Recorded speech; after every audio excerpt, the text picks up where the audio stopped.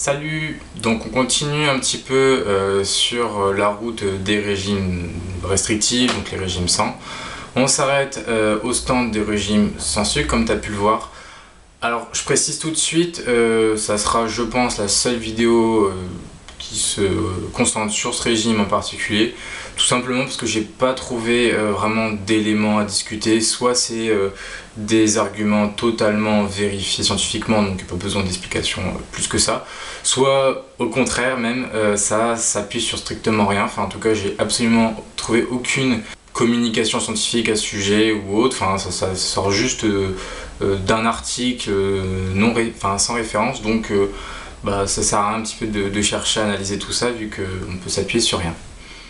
Donc ça sera, contrairement aux autres vidéos où souvent je segmente un petit peu un régime en plusieurs vidéos, là voilà, ce sera la seule vidéo à ce sujet. Donc on commence déjà par les points positifs parce qu'il y en a quand même pas mal, hein. Je vais finir quand même par les points négatifs, mais voilà, je voulais quand même faire un premier point sur ce qui est quand même intéressant, parce que les régimes restrictifs ne sont pas non plus à diaboliser, ne sont pas non plus sortis du chapeau de quelqu'un et sans aucun intérêt. Donc le régime sans sucre est assez intéressant en réalité. Après voilà, il y a toujours un petit peu d'abus sur les bords, donc c'est pour ça que je fais cette vidéo quand même. Donc le régime sans sucre peut en fait être évolutif en fonction des personnes. Il y en a ils vont vraiment bouffer zéro sucre tout court. Il y en a ils vont plus se concentrer sur le sucre non raffiné, donc à savoir ne pas consommer de sucre raffiné. D'autres ils vont être beaucoup plus vigilants sur les produits avec du sucre rajouté.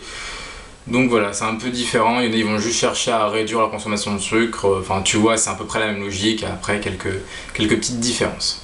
Pour ce qui est par contre des raisons et des intérêts de réduire le sucre, donc ça c'est vraiment une recommandation par les organismes nationaux, internationaux, mondiaux, enfin bref, tout le monde s'accorde à dire qu'il faut réduire le sucre.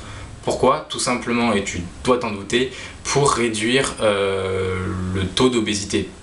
Parce que c'est un des vecteurs, hein. Il y a plein d'autres facteurs, c'est multicausal l'obésité, hein. Il faut bien comprendre ça. Si ça serait que le sucre, ça serait beaucoup plus simple et on ne serait pas à cet gros souci de santé publique actuellement dans le monde entier. Et donc c'est pour ça qu'on cherche à réduire. Pourquoi cette consommation est en excès? Encore une fois, tu as dû souvent entendre, c'est un petit peu la phrase qui revient, le sucre appelle le sucre. Alors ça, c'est pas aussi simple que ça. Je vais pas non plus rentrer trop dans les détails, même si c'est quand même intéressant. Il y a des petits débats qui sont actuellement présents dans la communauté scientifique, plutôt dans la communauté des scientifiques autour des sciences du cerveau, donc tout ce qui est psychologie, tout ça, beaucoup moins au niveau biologique. Tout simplement parce que en fait, à l'heure actuelle en tout cas, la cause de cette addiction ne serait pas l'élément, la substance du sucre, ça le saccharose, mais plus le goût sucré. En fait, ça serait le fait de consommer sucré qui stimulerait en fait un élément de récompense dans le cerveau qui engendrait une surconsommation. On consomme au fur et à mesure pour toujours avoir cet élément de récompense et donc au final on se retrouve en excès et donc les excès d'apport entraînent une prise de poids, un surpoids et à la fin une obésité. Donc ça c'est vraiment les seuls éléments démontrés par la science actuellement. Donc sur le dernier point où je parlais vraiment de cette petite distinction, il y en a plein qui ne le font pas et donc ça entraîne souvent des trucs assez intéressants et quelques points qu'on peut discuter. Le premier élément qui est intéressant chez les personnes qui ont tendance à réduire leur sucre, c'est que vu qu'il y en a plein dans les produits industriels, dans les sauces, dans les... J'ai pas été vérifié mais bref, il y en a plein dans les choix industriels, c'est tout simplement que les gens vont réduire leur consommation de produits industriels et vont plus se tourner vers des produits bruts et donc augmenter un petit peu leur temps à cuisiner. Et ça, c'est bénéf, c'est super intéressant. Donc c'est les deux points vraiment à retenir du régime sans sucre, en tout cas qui cherche à diminuer le sucre, c'est que ça a tendance à réduire l'obésité, donc ça c'est super, et en plus de ça, ça a tendance à augmenter, enfin les personnes qui consomment moins de sucre ont tendance à plus cuisiner, à consommer plus de produits bruts, et là encore, je dis super. Par contre, j'ai bien précisé que c'était le goût sucré et non le sucre en lui-même qui était présent, qui entraînait la surconsommation. Donc, dire qu'il faut éviter de consommer des produits avec un peu de sucre parce que ça va entraîner une addiction et ainsi de suite, ce n'est pas avéré. Après, peut-être que ça va être démontré dans les années suivantes. À l'heure actuelle, ça ne l'est pas. Alors, tu as une étude dont beaucoup de personnes s'appuient dessus. En fait, c'est vraiment l'étude maîtresse qui parle de cette addiction, qui a été faite en fait à la base sur des rats. Donc, je t'en parle vraiment brièvement, mais c'est pour que tu comprennes un petit peu d'où vient un petit peu toute cette idée d'addiction. L'étude en fait a été faite sur des rats et on leur donnait le choix soit de consommer, c'était de la cocaïne, ou alors ils avaient la possibilité de consommer de l'eau sucrée. Et la plupart des rats, dans leurs différents repas, ont tendance à consommer de l'eau sucrée. C'est ce que dit l'étude, c'est tout. C'est-à-dire que tu as énormément d'éléments qui ont été un petit peu modifiés, et en tout cas, on a extrapolé pour donner d'autres conclusions. L'étude a dit uniquement ça. Donc c'est-à-dire que quand on dit le sucre, grâce à cette étude, est toxique car il rend addict les gens qui en consomment, c'est faux. Enfin, en tout cas, c'est pas ce que dit l'étude. Donc dans ce cas-là, trouver une autre étude, enfin bref, voilà. Alors, petit rectificatif, en fait, les accusations sont surtout faites sur le sucre raffiné. Et ils mettent un petit peu en opposition le sucre non raffiné, qui présente comme quelque chose d'intéressant au niveau de la santé, et ainsi de suite, et propose du coup, en alternative du sucre raffiné, ces sucres non raffinés. Mon avis sur le sujet, déjà, le fait de diaboliser le sucre raffiné pour vendre des trucs à côté, c'est un petit peu mercantile, enfin bref, c'est pas forcément très éthique. Mais qu'est-ce qu'il en est de ces substituts? Déjà, premier élément, on présente souvent les sucres non raffinés comme quelque chose de naturel, quelque chose de sain, voilà, enfin tu sais, toute cette image-là. Le sucre non raffiné est pas du tout naturel. La seule différence, c'est que les procédés pour obtenir ce sucre sont un peu moins contraignant, il y a un peu moins d'industrialisation du produit que le sucre raffiné, mais les deux sont industriels.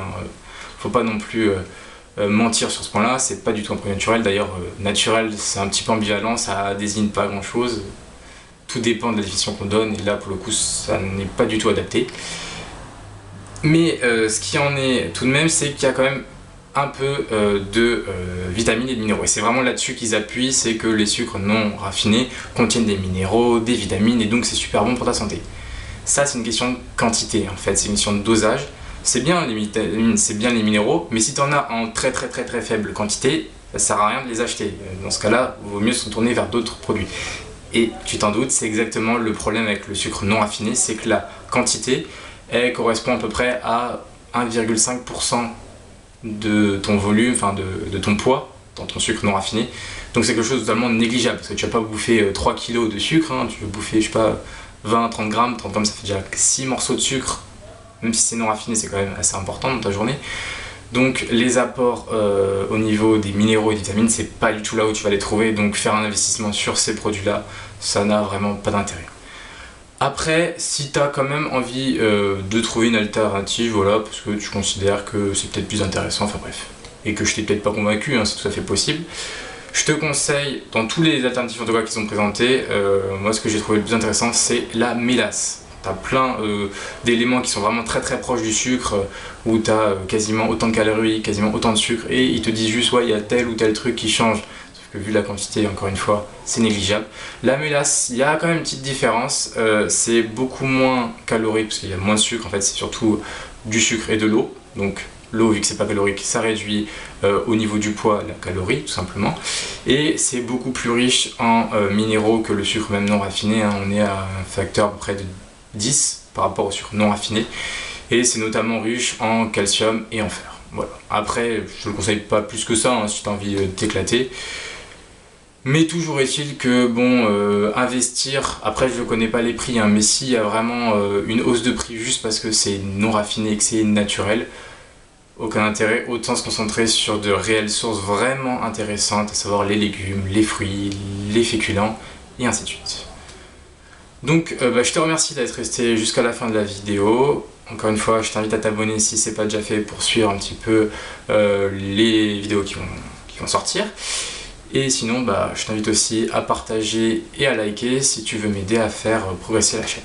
Et moi je te dis à la prochaine.